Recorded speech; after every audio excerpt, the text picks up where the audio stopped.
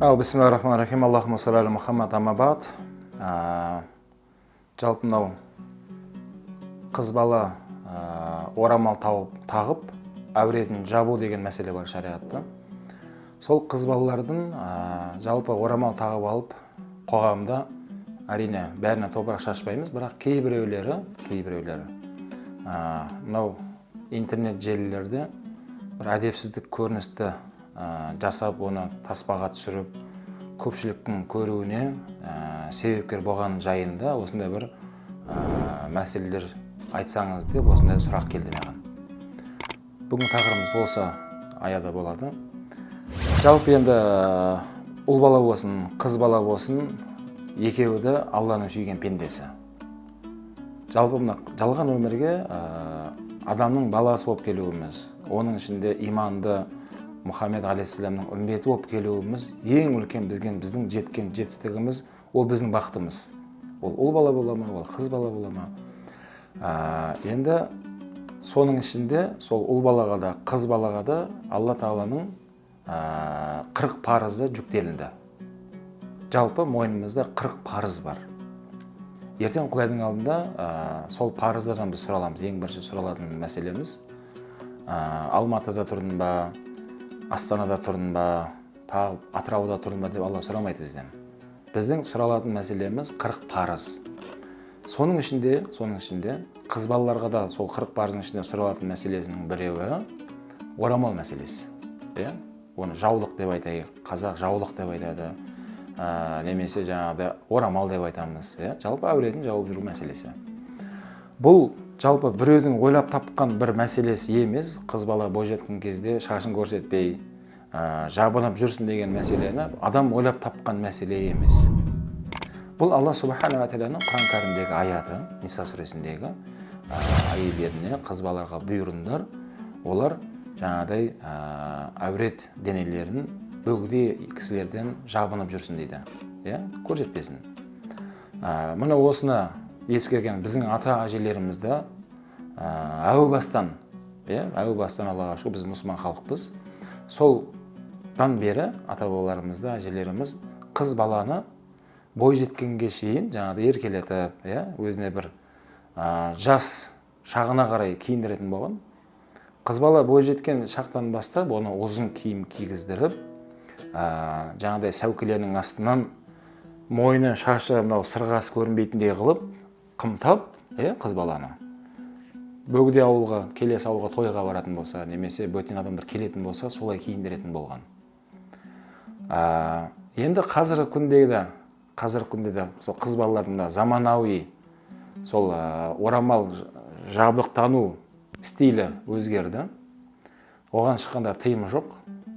Дәл солай баяғы сәукелерін ки деп ешкімге айтылып жатқан жеріміз жоқ. Өйткені ол кездегі ұл балаларда тақия деген киімді тастамай киіп жүретін еді. Бірақ қазіргі күнде ол тақия кепкаға ауысып кетті. Заманауи, ыңғайлы, күн жауып тұрады көз алдыңнан деген сияқты. Бірақ бас киім. Сол сияқты қыз балалардың да сол уақытындағы сәукелердің астындағы жаңағы жабдықтары қазір өзгерді стильдері.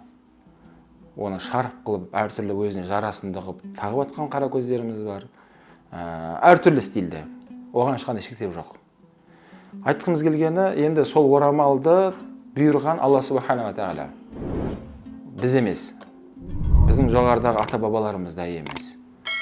Бұл орамалдың бұйрықтың авторы Алла Субхана ва Тағала. Алла Тағала білушірек. Демек, қыз балаға әуретінді жап деді ма?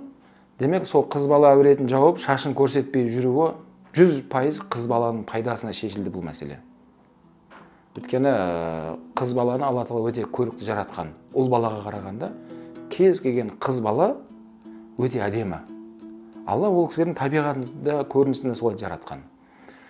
Сол себепті орамал туралы мен айтпай қойын, ол өз алдына жеке бір түсірілім болуы мүмкін, Құдай қаласа. Менің айтқым келіп тұрғаны, сол Алланың парызын орындаған қыздарға Алла разы болсын. Орындайын деп жүргендерге де Алла разы болсын.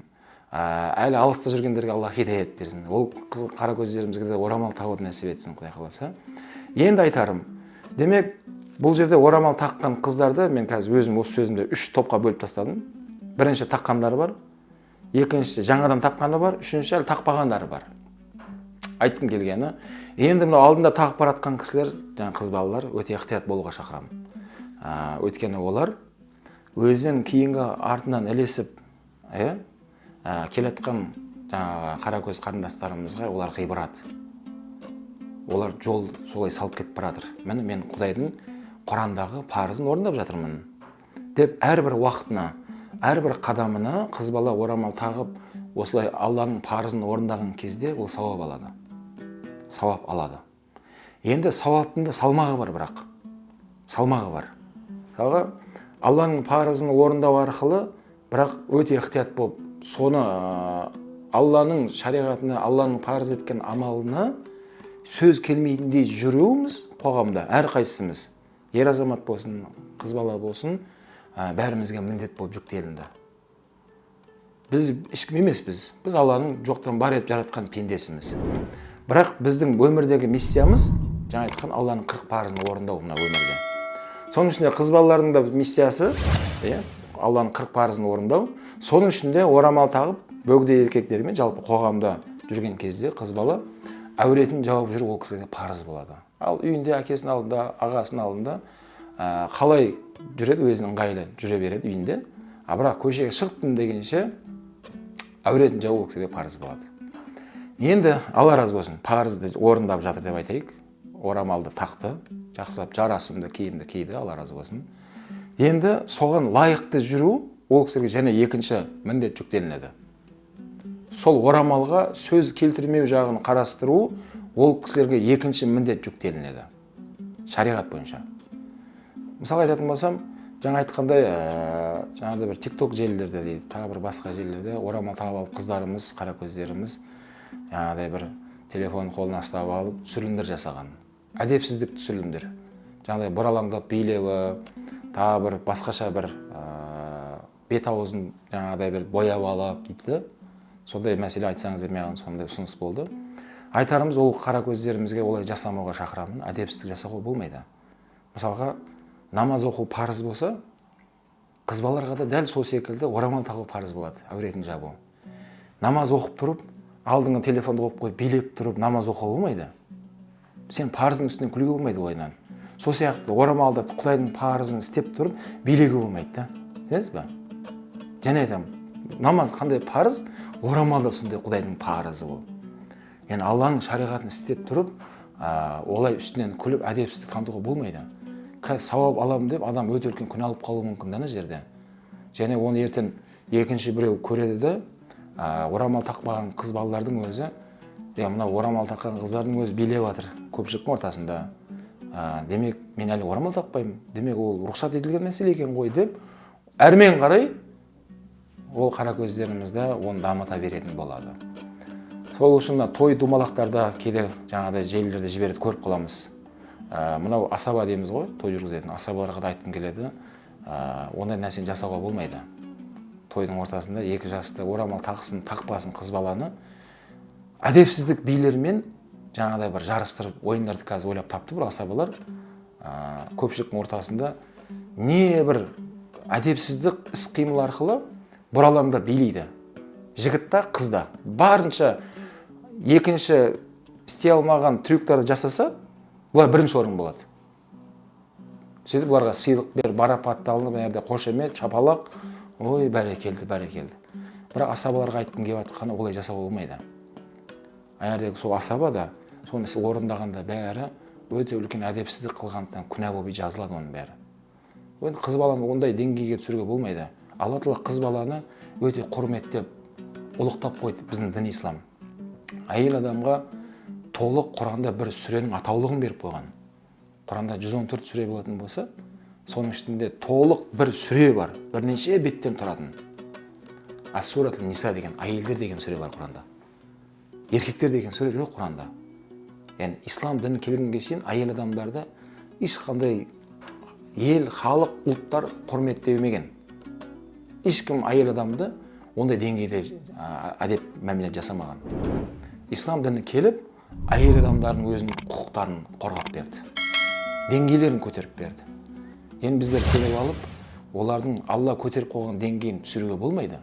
Көпшіліктің ортасына қыз баланы алып шығып, көпшіліктің ортасында әдепсіздік қылуға болмайды. бәлкім қыз бала сондай хадисте сатырлы ауырады екен. Қыз бала барынша былай тасада жабық болу керек деп айтқан хадисте. Барынша көзге түсірмеу керек қыз баланы. Тіпті сол өлім сәті келіп, әйел кісі мысалға өзінің ажалымен тұздамы бітіп өмірден өткеннің өзінде ер азаматтардан бөлек көріністе жерленеді олардың өзі.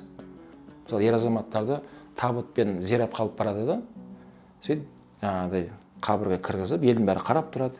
Былай жатқызып, елдің бәрі айтып тұрады ана жерде. Ал әйел адам болуға жасалмайды. Анау қабірдің, шұңқырдың бетін 4 жағынан 4 жігіт, немесе 4 адам матаны керіп тұрады да, ана қабірдің үстін жауып қояды. Әйел адам астынан кіргізіп жібереді, матаның астынан. Матаның астында сол әйел кісіге қатысты өзінің сүйектің иелері сонда қабылдап алып жатыр. Баласы болуы мүмкін, әкесі болуы мүмкін деген сияқты. Ал мына жақтағы бөгде еркектерге сол өзінің өзінде әйел адамды көрсетпей жатыр. Жаңа керіп тұрған матаның астынан кіргізіп жібереді да мәйітті. Болды, мына жақтағы адамдар қанша қарайын десе де қабірге қарай алмайды. Әйел адамды көміп, ана есігін жауғанға шейін, ана 4 жағынан керіп, бетін жауып тұрады қабірдің. Бұл деген сөз әйел адамға деген құрмет. Yani әйел адамға деген дініміз сондай деңгейде мәміле қылады.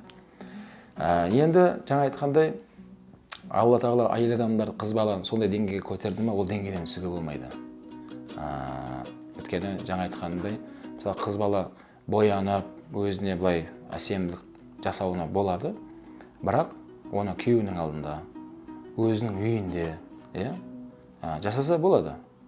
Бірақ оны көпшіліктің алдында шығып алып, өзін түсіріп, мен мынандаймын деп бет аузын бояп алып, түрлі көрініс жасауға болмайды. Неге болмайды? Өткен жаңа айтқанымдай, әлі орамал тақпаған, намазға әлі алыста жүрген кейбір қаракөз қарындастарымыз оны көріп алады да, мынау дін ұстанған адамдардың өзі жасап атқан болса, демек рұқсат амал ғой деп өздері қабылдап алады ол нәрсені. Сөйтеді, олар оны әрмен қарай асырып орындап жүреді қоғамда. Ертең қияметте бәріміз Алланың құзырына барамыз, ертелі кеш, ешкім қалмайды бұл өмірде. Ешкім қалып кетпейді. Мәңгі Алла ғана, қалған бәрі уақыт сағатымен, рет-ретімен өзі Алла жазып қойған, кетіп жатыр өмірден. Алланың құзырына барған кезде адамдар өздерінің істеген сол қате күнәлары үшін жауап береді Құдайдың алдында. Сол кезде сол қате күнәларды адамдар соны Алланың алдында бір сылтау іздеп, адамдарды іздейді екен. Сол анау азаптан құтылып кету үшін. Сол кезде жаңағыдай мысалға орамал таққан қыздарды, орамал тақпаған кейбір қыздар ғибрат ретінде айтылады дейді сол жерде. Алла, мен қайдан білейін, ана орамал таққан қыздар көрген мен TikTok'та. Содан кейін сол дұрыс деп ойлап қалдым мен де. Солар сияқты мен де сөйтіп, қалай болса солай боянып алып, әтірлерді себін алып сөйтіп жүрдім қоғамда. Оны қайдан білейін мен. Өйткені орамал таққан қыздар істегендіктен, демек шариғат дін рұқсат берген деп ойлап қалдым мен. Деп, сөйде періштелер соның істеген күнәсіне себепкер қылып сол орамал таққан қыздар алғызады сол жерге дейді. Мынау сені ғибрат ретінде айтып жатыр ғой мыналар. Деп, былайша айтқанда біреудің істеген күнәсіне адамдар қияметте олар да жауап береді. Енді қиямет күнде ешқандай керек емес біреудің проблемасына барып жауап беру, Алла сақтасын. Сол үшін жаңа айтып жатқаным сол діннің қағидаттарын орындау арқылы біздер өзгелерге жақсы жағынан ғибрат болуымыз керек, жаман жағынан емес. Әдепсіздік қылдың ба, оны әрмен қарай дамытатындар бар. Ертең қияметте сені бірақ Алланың алдында ұстап береді. Мынау солай істегенде, солай деп айтқандықтан мен дұрыс деп ойлап қалдым деп сатат деген Алланың алдында. Бәлкім айтарым жаңа қара көздеріміз орамал таққаннан кейін әдетте қоғамда орамал тақпаған қара көздеріміз әдеп істеп жатқан болса, ол қыз балаларға 2 есе артық әдеп істеп орындап жүруге шақырамын да. Мысалы қалай? Мысалы автобуста жаңағы студенттер ғой енді, шәкірттер, білім алып жүрген қыз балалар. Автобуста отырған еді орындықты. Орамал тақпайтын бір қыз бала тұрды да, бір әжейге ма, ақсақалға ма тұрып орын берді. Бұл жақсы нәрсе. Енді соның орнында орамал таққан қыз бала болса, оған айтарым, енді осыны орамал тақпаған қыз баланың өзі әдеп жасап, үлкенге ізет көрсетіп, орнын берді ғой. Ол бір әдеп. Орамал таққан қыз осының орнында болса, оған 2 есе артық істеуге шақырамын да. Өйткені орамал тағып жүрген аты бар ол кісінің. Ол не істеу керек? ана автобусқа міне алмай әрең тұрған орнынан қарғып тұрып, ана әженің қолынан ұстап, сөмкесін көтерісіп, отырыңыз деп, ана кісіге сүйемелдеп тұрып, түсіп жатқан кезде сөмкесін көтеріп түсіріп беріп деген сияқты да. Өйткені ода әдетте жаңа орамал тақпаған қыздар қарағанда оның артық бір амалы болу керек. Неге? Өйткені айтқандай, Құрандағы Алланың сөзін басына орап алып олар. Мен міне Құрандағы Алланың сөзін орындап жүрмін деп қоғамда жүрген кезде ғалымдар айтқан ғой, кей жағдайда қыз бала ұл балдар қарағанда сауап артық алатын кез осы кез деп айтқан. Көшеде қыз бала орамал тағып жүрсе, көшеде қыз бала ұл бала қарағанда олардың сауабы артық алатын жері осы жер деп айтқан. Неге? Өткенде оның жай кетіп бара жатқан кезде көрінісі, мен Құрандағы Алланың сөзін орындап жатырмын. Мен Алланың бұйрығын орындап жатырмын деп сол орамалын көрсеткені дейді Құрандағы аятта. Екінші мәселе, сол қара көздеріміз айтарымыз, мысалға Пайғамбар алейхиссалам айтады, қайсы бір атана 3 қызы болса дейді, 3 қызы. Сөйтіп ол үшеуін де иман, исламмен тәрбиелесе, сөйтіп бой жеткен кезде иманды жігітке ұзатса, әкесі батасын беріп, ол ата-анасы жәннаттың қалаған есігінен кіреді деп айтқанда хадисте. Біреудің 2 қызы болсашы деп сұрағанда бір сахаба, 2 қызы бар адамға да осындай жағдай болады деп айтқан асыласан. Кейін егер біреудің жалғыз қызы болса деп сұрасақ, оған да жарайды солай болады деп жауап беретіндігін біз Расулаллах алейхиссаламның жүзінен байқадық деп жеткізеді сахабалар. Енді айтқым келгені, ол қандай қыз ол? Ата-анасын жәннатқа кіргізетін қандай қыз ол? Ол былай жаңағыдай бұралаңдап, әдепсіздік орамал тағып алып жүрген қыз емес. Жәннатқа өзі лайықты болып тұрған қыз ол. Алланың бұйрықтарын орындады ол қыз бала, әдепсіздік қылмады. Сөйтті де соның есесінен Алла оның ата-анасына былайша айтқанда шафағатшы болу нығметін беріп тұрды қыз балаға. Міне сондай қыз бала тәрбиелеп, өсіріп, өндіріп, иманды жігітке ұзатса, ондай ата-ананы деп жатыр. Жәннаттың 8 қақпасы ашық тұрады, қалағаннан кіреді деп айтқанда Расулаллах хадисте. Енді қыз бала сәл ойлану керек. Ол қандай қыз бала ол? Яғни өзі жәннатқа кірумен бірге ата-анасын да кіргізетін Алла оған шанс береді. Өзімен бірге ата-анаңды да алып кіресің деген сияқты. Ол қандай қыз десе, жаңа айтқандай, ол жаңағыдай әдепсіздік танытпайды. Орамал тағып алып, бұралаңдап, қалай болса солай таспаны түсіріп, олай таратпайды халықтың арасында. Тойларда бар, билеп, көпшіліктің ортасында анау дене бітімін көрсетіп жүрмейді ол қыз бала. Бәлкім, оның жаңағыдай Алланың бұйрығын орындап жатқанын ол ешкімге жарияламайды. Ешкімге оны мақтанып та көрсеткісі келмейді. Өйткені оның жүректің иесі Алла, Алламен ортасындағы өзінің Аллаға деген сүйіспеншілігін өзі ішінде сыр ретінде Аллаға айтып жүреді ол же. Бірақ қоғамда қарапайым болып жүреді. Денесіне тырыстырып киім киге болмайды қыз бала қоғамда. Кішкене дене бітімі көрінбейтіндей деңгейде кең болу керек көйлектері. Бет әлпеттерін жаңағыдай боянып, сыланып ондай болмайды. Әтір себініп алып көшеде жаңағыдай ер азаматтардың ойын бұзатындай деңгейде себініп шығуға болмайды. Бірақ осы айтып жатқаның бәрі болады үйінде. Әке-шешесінің алдында, күйеуінің алдында қалай боянып сыланады, қалай әтір себінгісі келеді, шашын қалай көрсетіп жүргісі келеді, ол үйінде ешқандай проблема жоқ, болады. Бәлкім күйеуіне көрсеткен сайын сауап алады ол. Әдемленген сайын сауап алады Алланың алдында же. Бірақ қоғамда ондардан тыйылу керек, сап тыйылу керек. Қыз бала әтір себініп алып көшеде солай жерді тақ-тақ етіп аяғына өкшесіне киіп алып жүретін болса деген, барып келгенше сондай екі періште ондайға жаңағыдай лағнет айтып келеді. Шариғаттың талаптарын орындамай сен неге әдепсіздік қылып жатсың деп сондай періштелер сөз айтады дегенде. Сол үшін қара көздеріміз айтарымыз, жаңа айтқандай орамал таққандарына Алла разы болсын. Орамал таққан қыздарымыздың саны көбейіп келе жатқанын көріп қуанамыз. Аллаға шүкір. Басқа орамал тақпай жатқан қыздарымызға солардың жолын береміз, айтып жүреміз, Алладан сұраймыз. Ол жақсы нәрсе. Солай болу керек. Небір Қабанбайлар, Бөгенбай, Абылай хандар, Әл-Фарабиларды өмірге алып келген сондай ақжаулықты аналарымыз еді. Әуретін жауап, Құдайдың парызын орындаған сондай аяулы аналардан өмірге небір тұлғалар келген. Міне қазір де сондай тұлғаларды өмірге алып келетін қара көздеріміз жоқ емес, бар деп ойлаймыз, Құдай қаласа, үміт етеміз. Болашақта да соның жалғасын тапқанын біз Құдай қаласа Алладан сұраймыз.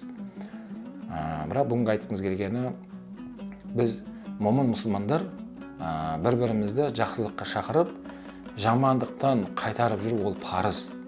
Енді қоғамда сондай бір әдепсіздіктерді көрініп қалғандықтан, соны біз ескеріп жатқан жағдайымызды білуге шақырамын жастарды. Алла тағала осы естіген білгенімізге амал етуімізді Алла баршамызға нәсіп етсін. Субханака астағфирука ва атубу илейк.